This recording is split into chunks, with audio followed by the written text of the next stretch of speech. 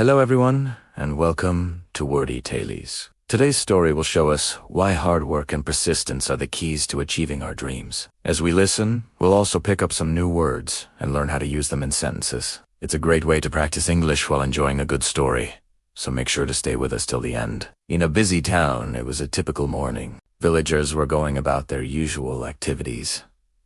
Some were trading goods, others heading to the fields, and a few prepared to open their small shops. Among them, a young man sat under a tree, seemingly lost in his own world. This was Tio, a boy known for his laziness and poverty. He was tall, fit, and healthy, but something within him had stolen his drive. Theo refused to work, yet constantly dreamed of one day becoming rich. He never put in the effort, but hoped fortune would simply fall into his lap. Even his meals came from the kindness of the villagers who often pitied him. One morning, a wealthy merchant began distributing fresh milk to the needy, a gesture of gratitude for a bountiful year. Theo heard the news and quickly joined the queue. Soon, he had a pot of fresh milk in hand.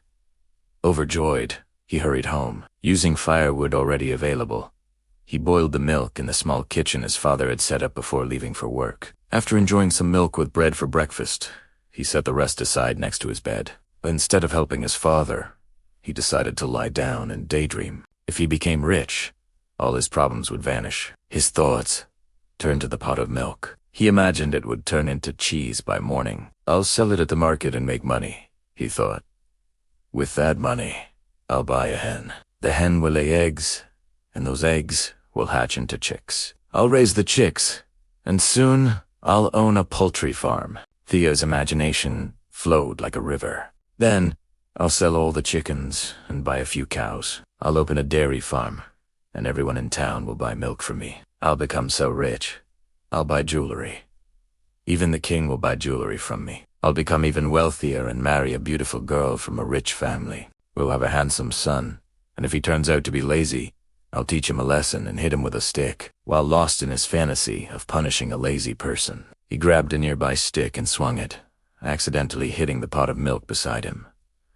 It spilled everywhere. Only then did he snap out of his daydream. He stood still for a moment, processing his disappointment, then cleaned up the spilled milk and resumed his daydreaming. The next morning, nothing had changed. His life remained poor and miserable. Friends, often we have unrealistic hopes of achieving great things, yet we do nothing and just sit idle. What if, from now on, we planted a rule in our minds?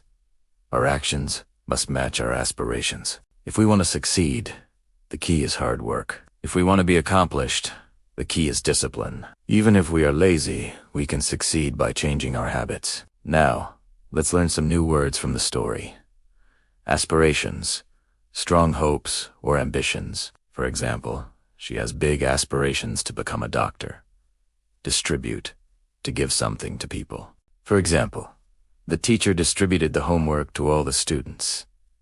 Bountiful, large in amount. For example, the garden had a bountiful harvest this year. Imagination, the ability to form ideas in your mind. For example, children often have very active imaginations. Poverty, the state of being extremely poor. For example, many people live in poverty despite working hard. Miserable, very unhappy or uncomfortable. For example, he felt miserable after losing his favorite toy. Accidentally, without intending to, by mistake. For example, she accidentally dropped the glass on the floor. Fantasy, an idea or dream that is not real. For example, he had a fantasy of flying like a superhero. Persistent, continuing to do something despite challenges. For example, she was persistent in solving the puzzle until she got it right.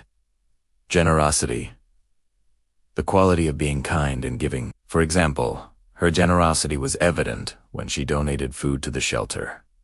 Today, we learn new words and sentences through this story. Remember, learning English can be fun when you practice regularly.